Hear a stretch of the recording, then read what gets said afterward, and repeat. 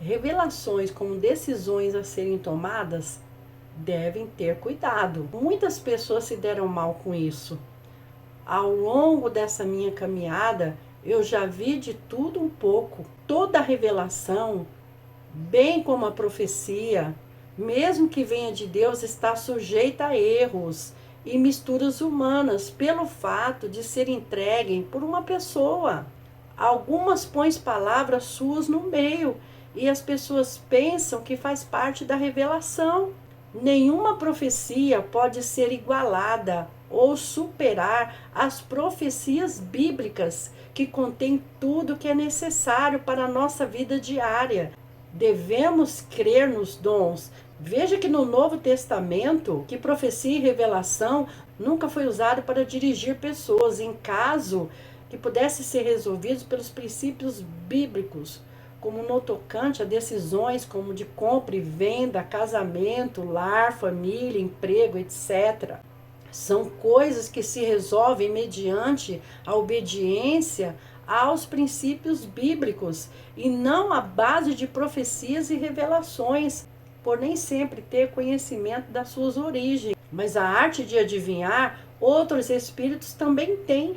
O livro de 1 João, capítulo 4, versículo 1, nos diz assim: Amados, não creem em qualquer espírito, mas examine os espíritos para ver se eles procedem de Deus. Nós precisamos provar como? Por exemplo, profecias como casamento, não tem como você provar na Bíblia. Ah, Deus falou que era para casar. Me prove na Bíblia. Você não tem como provar isso, se isso é real. A revelação diz para você sair de um emprego e para outro que você vai ganhar mais. E se não for de Deus? Prove os espíritos. Provar como? Isso quem decide é você. Você que decide se casa ou se troca de empregos, porque Deus ele te deu o livre arbítrio. Você tem que entender para que serve os dons proféticos, revelações, profecias e visões. Em 1 Coríntios, capítulo 14, versículo 3, diz que a profecia, ela serve para edificação, exortação e consolação. Essa é a profecia da nova aliança. No Antigo Testamento, Deus ainda não tinha se revelado ao homem por completo. Deus se revelou por completo através de Jesus Cristo. Agora a coisa mudou. O dom profético existe. Existe dom, Deus pode falar com a pessoa, sim. Mas na nova aliança era para exortação, edificação e consolação. Exortar é encorajar, é dar ânimo, consolar o abatido com promessas bíblicas de vida eterna, não de ficar milionário. Edificação, edificar a vida espiritual, elevar a vida espiritual de uma pessoa, tudo com base bíblica. Todas as palavras terão que ter base bíblica. Somente nessa condição tem como comparar com a Bíblia. Paulo ensinou uma maneira correta de usar os dons. Veja que está escrito lá em 1 Coríntios, capítulo 14, versículo 40. Tudo, porém, seja feito com decência e ordem. Tem propósito de converter, de edificar, de consolar.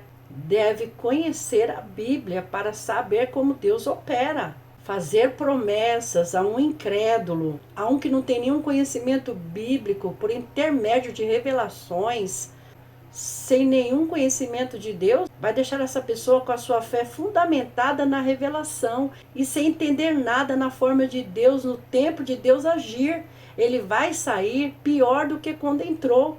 As promessas de Deus na Bíblia eram feitas às pessoas que tinham experiências com Deus, que tinham que conquistar pela fé. Veja o exemplo de Davi, Jacó, José, Abraão, Isaac, Josué e outros. Muitas vezes levaram anos para tomarem posse da terra prometida. E hoje, uma bênção também pode levar anos para receber. Muita oração, ser provados, pagar o preço. Tem um preço a pagar. Não é de qualquer jeito.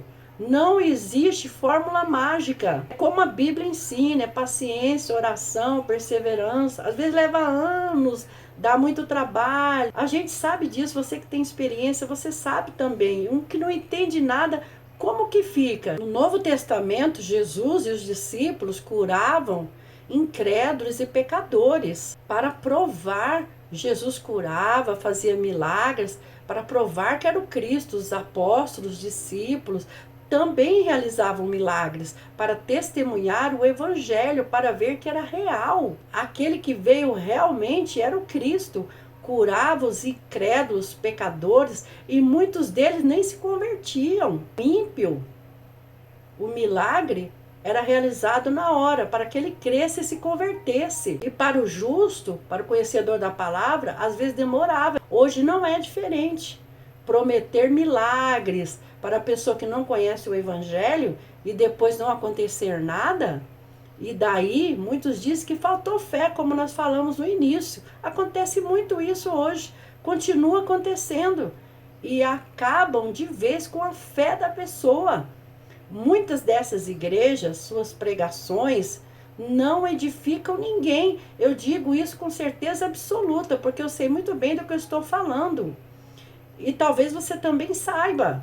Muitas dessas igrejas são fracas suas pregações, não edificam ninguém, não levam ninguém ao conhecimento do evangelho.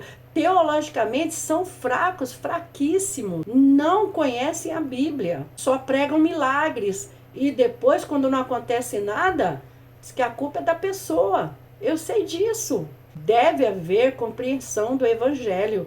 Senão, o resultado é esvaziamento de igreja. Pessoas que saem e não voltam mais. E muitos pegam raiva e acabam perdendo a salvação por culpa destes. Pessoas que saem e somem, acabam eles matando a pessoa de uma vez por todas, no sentido espiritual.